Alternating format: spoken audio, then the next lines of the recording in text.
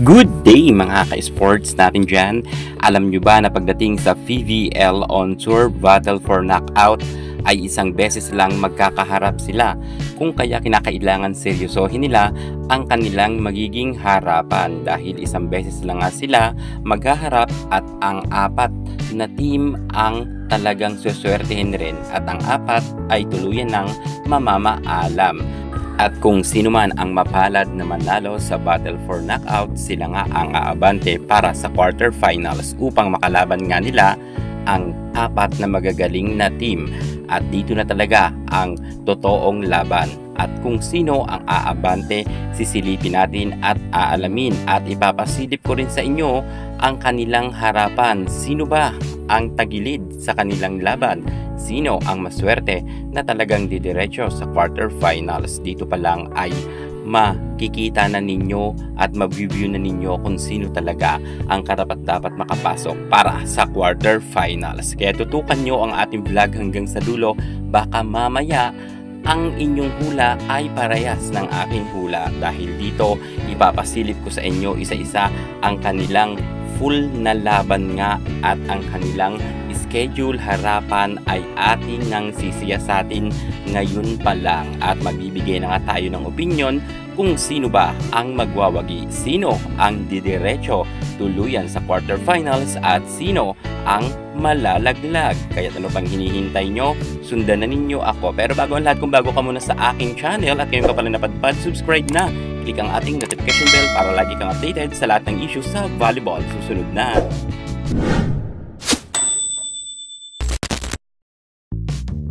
Battle for Knockout Final schedule narito na. Sino ang karapat-dapat magwagi at sino ang karapat-dapat na rin mamaalam ng maaga? Unahin na nga natin dito ang harapan nga ng Farm Fresh Foxes kontra naman sa Capital One Solar Spikers. Sila nga ang unang maghaharap sa August 2 sa Dasmariñas Arena. 4 PM yan, Farm Fresh versus Capital One Solar Spikers. Sa dalawang team na ito, well, mas veterana nga dito ang Farm Fresh Foxes. Pero syempre, marami nga nagsasabi na bilog ang bola. Malay natin, pumalag ang Capital One kahit nga wala si Micaela Bilen. Pero kung tutuusin, ako ang magbibigay opinyon. Sa tingin ko, ang mananalo dito ang team ni Rachel and Dakis. Mas marami ng experience ang Farm Fresh Foxes. Mas matatagal na silang magkakasama at mas meron na silang chemistry kung ikukumpara natin sa team ng Capital One. At pagkatapos nilang magbakbakan, 6:30 ng hapon naman, Battle for Knockout pa rin tayo. Cherry Tigo kontra naman sa Galleries Tower High Risers. Ang dalawang team na ito ay mag-aagawan nga sa iisang pwesto lamang. Isa sa kanila ay papasok sa quarterfinals at ang isa sa kanila ay tuluyan na ngang lilisanin ang PVL On Tour.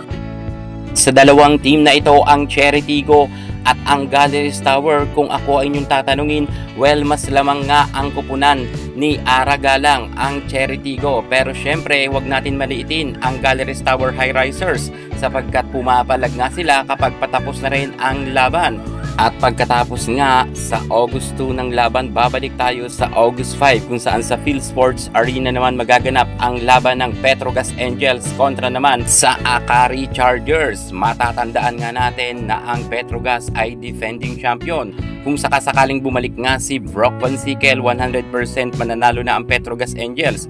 Ngunit kung hindi babalik si MJ Phillips at itong si Brock Van Sickle, medyo masasabi ko na talagang pantay ang laban ng Petrogas at ng Akari. At sinisigurado ko na sa dalawang team na ito ay bibigyan tayo ng magandang laban. At kung ako naman magbibigay ng opinion kung sino ang mananalo sa Petrogas at Akari, well, sa tingin ko mas lamang ang Akari Chargers. Kahit hindi ko pa paborito ang Akari, pero sa tingin ko lamang talaga ang Akari kung wala si Brock Van Sickle at MJ Phillips. At pagkatapos naman, 6:30 ng hapon pa rin yan sa Field Sports Arena, Zeus Coffee naman kontra naman sa Choco Mucho Flying Titans. Ang dalawang team na ito, well, kitang-kita naman natin at malinaw na ang Zeus Coffee talaga ang magwawagi. Malakas ang Zeus Coffee kung ikukumpara nga natin sa Choco Mucho. Kitang-kita naman natin ang galawan sa loob ng court ng Choco Mucho ngayon. Talagang kulang na kulang nga sila sa puwersa, hindi kagaya ng Zeus Coffee at kumpletong-kumpleto nga sila.